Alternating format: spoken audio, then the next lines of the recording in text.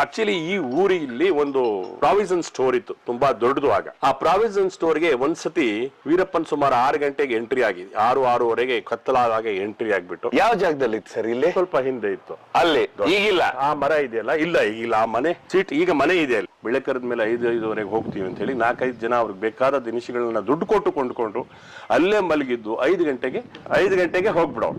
5 ಗಂಟೆಗೆ ಅವ್ರು ಎದ್ದು ಕಾಡೊಳಗಡೆ ನುಗ್ಗಿ ಬಿಡ್ತಿದ್ರು. ಅದು ಯಾರಿಗೂ ಗೊತ್ತಾಗ್ತಿರ್ಲಿಲ್ಲ. ಕಾಡಲ್ಲಿ ಸತ್ತೋಗಿದೆ, ಒಂದು ಆನೆ ಹೊಡೆದು ಸಾಯಿಸಿದಾರೋ ಅಥವಾ ಇದೇ ಬಂದು ಸತ್ತೋಗಿದೆ. ಬಟ್ ಅದರ ದಂತ ಎತ್ಕೊಂಡು ಹೋಗಿದೆ. ಈಗ ನಾವು ಸೀಜ್ ಮಾಡಿದ್ಮೇಲೆ ಆ ದಂತನ ನಾವು ಇಲಾಖೆಗೆ ತೋರಿಸಲೇಬೇಕಿದೆ. ತಮಿಳ್ನಾಡು ಫಾರೆಸ್ಟ್ ನವ್ರು ನನಗೆ ಹೇಳಿದ್ರು, ಕಳ್ಳಬಟ್ಟಿ ಸಾಮಾನ್ಯವಾಗಿ ದೊಡ್ಡ ಮಟ್ಟದಲ್ಲಿ ಅಂದ್ರೆ ಊರಿಗೆ ಎಷ್ಟು ಬೇಕು ಅವರಿಗೆ ಎಷ್ಟು ಬೇಕು ಅಷ್ಟು ತಯಾರು ಮಾಡ್ಕೊಳ್ಳೋರು, ಅವ್ರು ವ್ಯಾಪಾರ ಮಾಡ್ಕೊಳ್ಳೋರು. ಒಂದು 8-10 ಜನ ಕಳ್ಳಬಟ್ಟಿ ಮಾಡೋರು. ಆಮೇಲೆ ಕೆಲವರು ನಾ ಹೇಳಿದ್ನಲ್ಲ ಶ್ರೀಗಂಧ ಕಳ್ತನ ಮಾಡೋರು, ಕೆಲವರು ಆನೆ ದಂತನ ಹೊಡೆದ್ರೆ ಅದನ್ನು ತಗೊಂಡು ಬಂದು ಅದನ್ನ ಡಿಸ್ಪೋಸಲ್ ಮಾಡೋರು. ಈ ತರ ಆನೆ ದಂತೆಗಳನ್ನ ಯಾರಾದ್ರೂ ನೀವು ತಗೊಂಡಿದ್ರೆ ದಯಮಾಡಿ ಅದನ್ನು ತಂದು ಲಕ್ಷ್ಮೀ